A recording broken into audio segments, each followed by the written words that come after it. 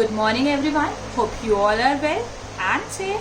So as you remember that we were reading our third chapter, that is 2 stories about flying, and we had started the first part, that is his first flight. So today we will continue the line-wise explanation of the first part, that is his first flight. Okay, so listen it properly. The sun was now ascending the sky, blazing on his ledge that faced the south. He felt the heat because he had not eaten since the previous nightfall. He stepped slowly out of the brink of the ledge and, standing on one leg with the other leg under his wing, he closed one eye, then the other, and pretended to be falling asleep. Still, they took no notice of him. He saw his other brothers and sister lying on the plateau, dozing with their heads sunk into their necks. His father was preening the feathers on his white back. Only his mother was looking at him. She was standing on a little high jump on the plateau, her white breast thrust forward. Now and again she tore at a piece of fish that lay at her feet, and then scraped each side of her beak on the rock. The sight of the food maddened him. How he loved to tear food that way, scraping his beak now and again to wet it. Ascending the sky means the act of rising. The act of rising up through the air. Preening means to tidy and clean its feathers. Hung a rounded raised mass of earth or land. Scrapped means discard. Here it is said that the sun had now risen and he was feeling the heat more than ever because he was empty stomach since the night before. He stepped out of his ledge and pretended to sleep on one leg to gain the attention of his family. But still no one noticed him. Nobody noticed the young seagull. His siblings were sleeping. His father was cleaning his feathers with his beak, and his mother was standing on another plateau eating fish while she noticed him. The seagull got mad on seeing the fish because he was very hungry. He loved to tear away fish and scrape his beak now and then. Ga, ga, ga, he cried, begging her to bring him some food. Ga, koi, ah, she screamed back derisively, but he kept calling plaintively, and after a minute or so he uttered a joyful scream. His mother had picked up a piece of fish and was flying across to him with it. He leaned out eagerly, tapping the rock with his feet, trying to get nearer to her as she flew across. But when she was just opposite to him, she halted her wings motionless, the piece of fish in her beak, almost within reach of his beak. He waited a moment in surprise, wondering why she did not come nearer, and then, maddened by hunger, he dived at the fish.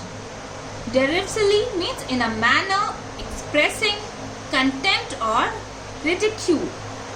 Plaintively, sad, uttered, makes sound with one's voice. Halted means stopped. Here it is said that he cried in hunger to his mom, while his mother screamed back angrily, but he kept crying, which soon turned into a joyful scream at the sight of his mother flying towards him with a piece of fish. He got excited as she came nearer and thus leaned forward. Suddenly, she stopped not too far from him.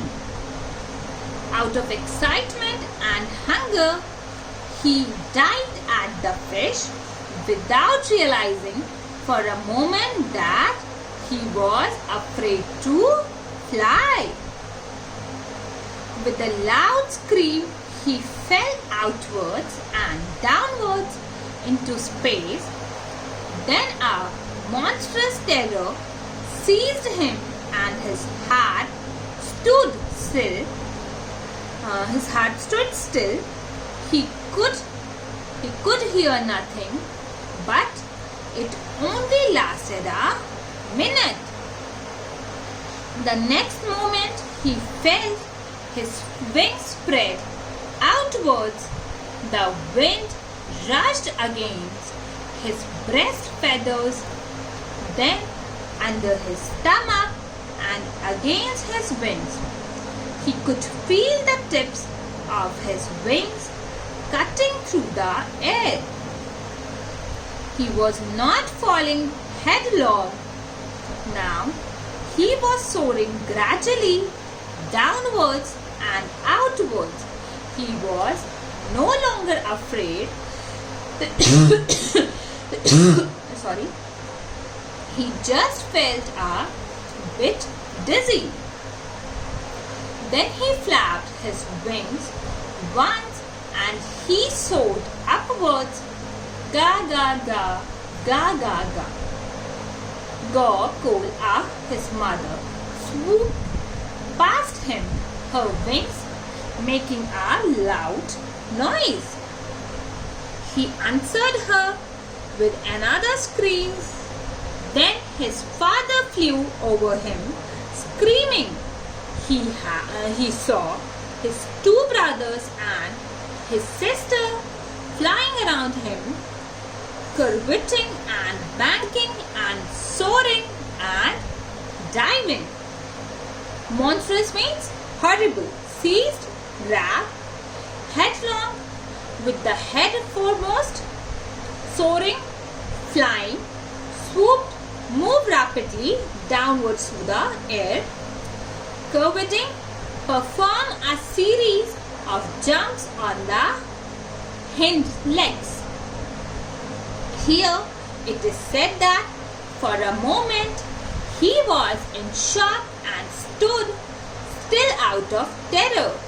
All this lasted only for a moment, and soon his feathers opened as he flied.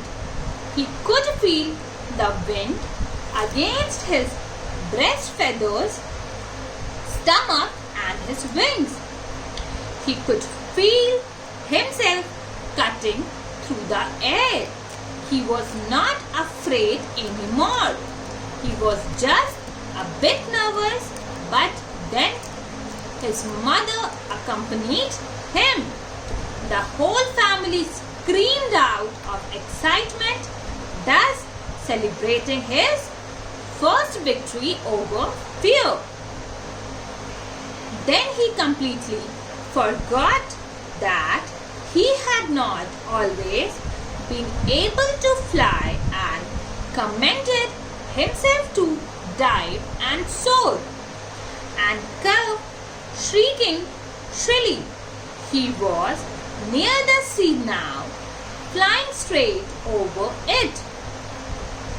Facing straight out over the ocean, he saw a vast green sea beneath him with little ridges moving over it, and he turned his beak sideways and cawed amusedly.